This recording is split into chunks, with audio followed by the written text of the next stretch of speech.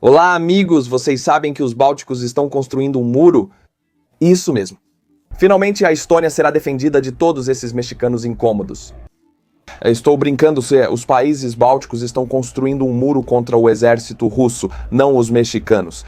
Não é segredo que nós, nos Bálticos, vemos nosso vizinho oriental com suspeita. Por séculos, a região báltica tem sido um campo de batalha presa entre impérios, guerras, fronteiras em constante mudança. Dos cavaleiros teutônicos à União Soviética, exércitos marcharam por nossas terras, deixando para trás uma história de fortificações, trincheiras e carros soviéticos de má qualidade. As tropas russas finalmente deixaram a Estônia, Lufe e Lituânia há apenas 30 anos. Mas com a invasão da Ucrânia em 2022, as tensões atingiram níveis da Guerra Fria. A Rússia deixou suas ambições claras através de palavras e ações. Ela quer recuperar o que considera território perdido. Muitos nos Bálticos agora acreditam que a guerra é uma questão de quando, não de se. Para se preparar para essa ameaça, os países bálticos estão agindo. Em 19 de janeiro de 2024, o ministro da Defesa da Estônia, Letônia e Lituânia anunciou um plano audacioso à linha de defesa báltica. Este enorme sistema de defesa incluirá barreiras antitanque, bunkers e outras fortificações ao longo da fronteira com a Rússia e a Bielorrússia. Junto com as defesas de fronteira na Finlândia, Noruega e Polônia, criará uma linha contínua de proteção para o flanco oriental da OTAN. Mas isso funcionará? A história mostrou que nenhuma linha defensiva é completamente impenetrável. No entanto, a guerra moderna também provou que as fortificações podem retardar e até mesmo parar forças invasoras maiores, mas apenas se projetadas corretamente. Neste vídeo vou desmontar a linha de defesa do Báltico, como ela poderia ser construída, o que seria necessário para defendê-la e se ela realmente poderia parar uma invasão. Vamos voltar ao século XIII, quando os dinamarqueses, os amigáveis dinamarqueses que governavam o norte da Estônia, construíram o Castelo Hermann em Narva. Por quê? Porque mesmo naquela época as ameaças do leste eram reais.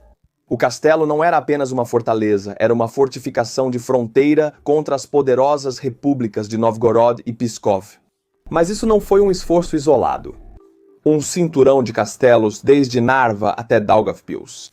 Na Letônia atual formava a principal linha defensiva da Livônia. Por quase 3 séculos se manteve. Mas a história mostra que até as linhas mais fortes podem ser violadas. E em 1550, Ivan, as terríveis forças fizeram exatamente isso, rasgando através da Livônia. Na brutal guerra da Livônia, a região mudou de mãos, mas a necessidade de defesa não mudou. As fortificações foram melhoradas até 1710, quando os exércitos de Pedro, o Grande, assumiram o controle da Estônia e da Letônia, com a região agora fazendo parte do Império Russo. As prioridades defensivas mudaram.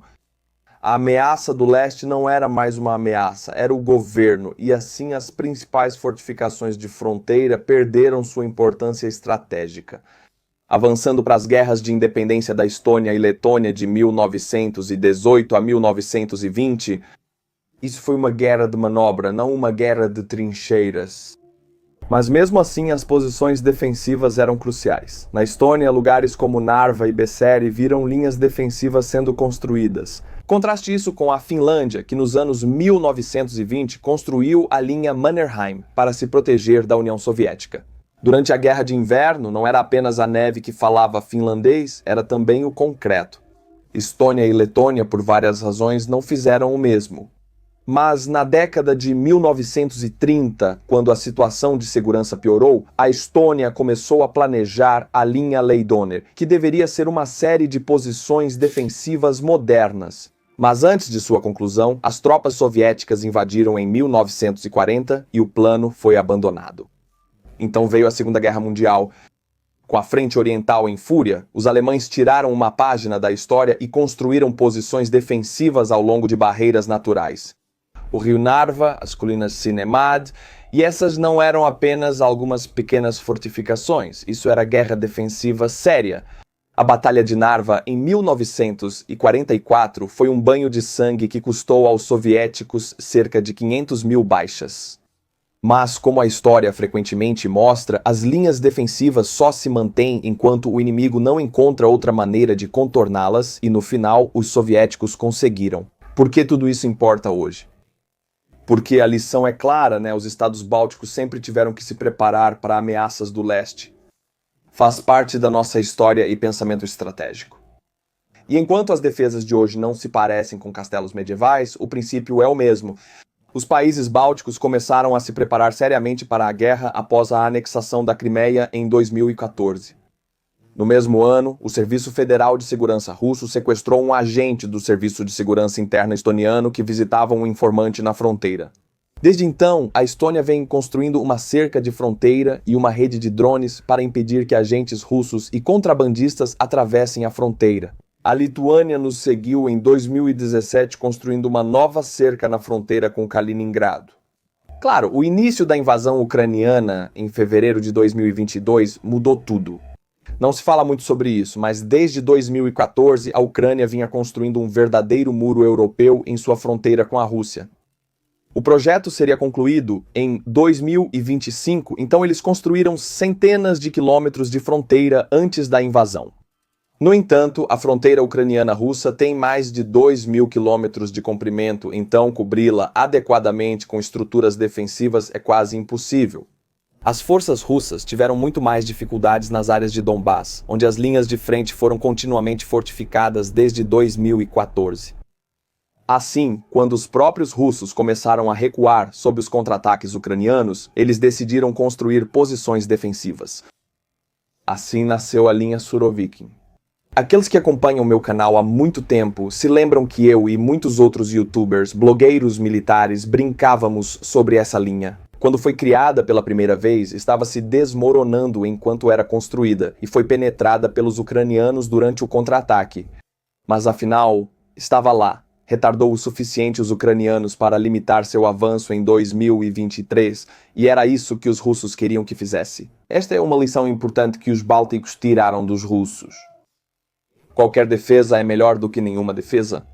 Não queremos que os russos tomem qualquer território, então precisamos derrotá-los na fronteira. Como foi dito pelo ex-chefe das Forças de Defesa Martin Hering. Uma citação: o exército russo não precisa ocupar a Tailândia. Pode correr desenfreado na cidade de Pilva por um mês, transformá-la em outro açougue e depois se retirar. Enquanto nós ficaremos brigando uns com os outros, os bálticos têm muito com o que se preocupar. Com uma população combinada de apenas 6 milhões de pessoas, seus recursos, tanto em termos de mão de obra quanto de fundos, são severamente limitados. Ao contrário da maioria dos exércitos ocidentais, os países bálticos permitem o conceito de defesa total, mobilizando toda a sua população para o esforço de guerra. Nos países da OTAN, a luta fica a cargo de pequenos exércitos profissionais. O modelo de defesa total estabelece que durante a guerra todo recurso disponível deve fazer parte da defesa do país.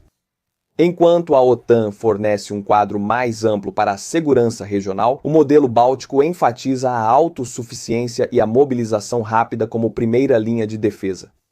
Apesar disso, suas forças militares, embora superem as expectativas graças às suas forças de reserva, carecem de recursos monetários significativos. Isso os obrigou a se concentrar no essencial, renunciando à tecnologia militar avançada. Sem uma marinha, força aérea ou frota de tanques de tamanho considerável, os países bálticos adotaram uma estratégia defensiva que foi batizada de ouriço. Essa estratégia depende principalmente de forças de infantaria leves que se entrincheiram e mantêm suas posições contra probabilidades esmagadoras. Até que os aliados da OTAN, particularmente os Estados Unidos, consigam mobilizar suas tropas e reforçar a região. Desde 2014, as forças militares do Báltico passaram por mudanças significativas, desde a revisão do próprio princípio central da defesa total até a atualização dos detalhes mais minuciosos do equipamento.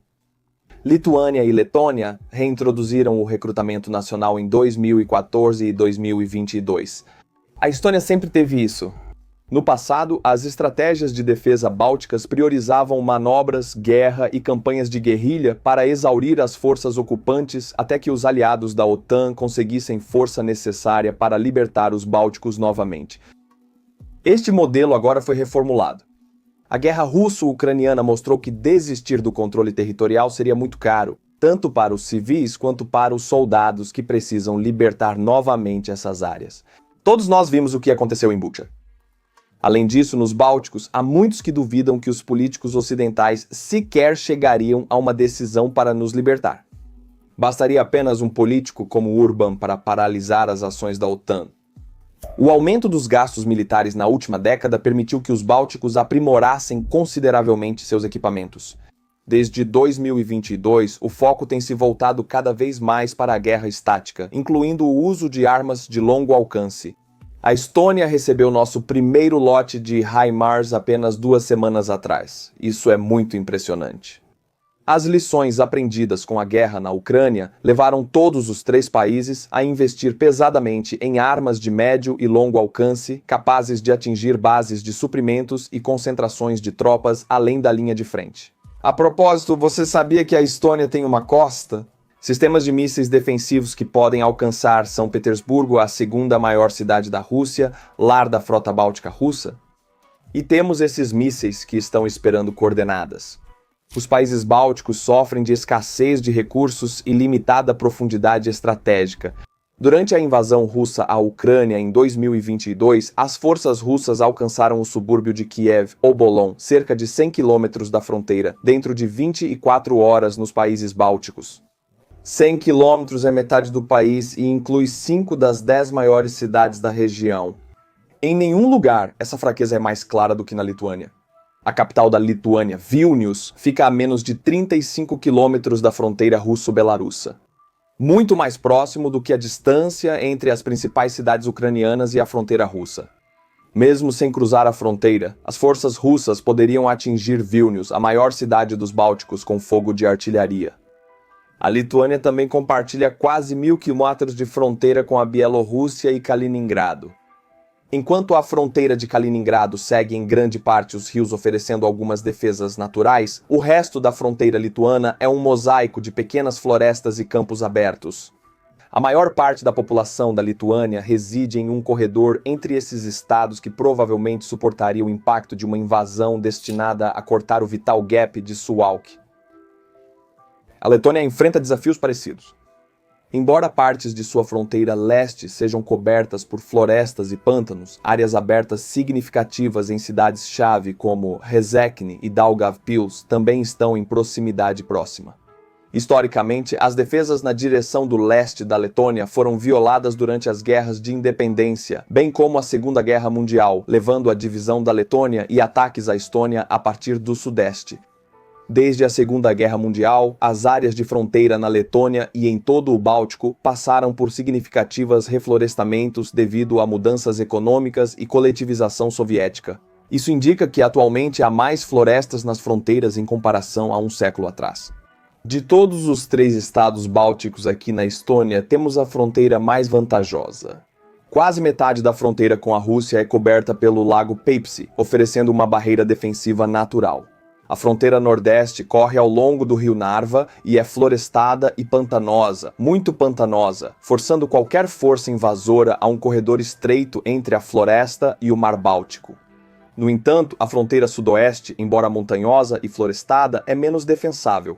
Desde a adesão dos Estados Bálticos à OTAN, em 2004, houve um tópico, um problema que tem mantido logísticos e planejadores acordados durante as noites.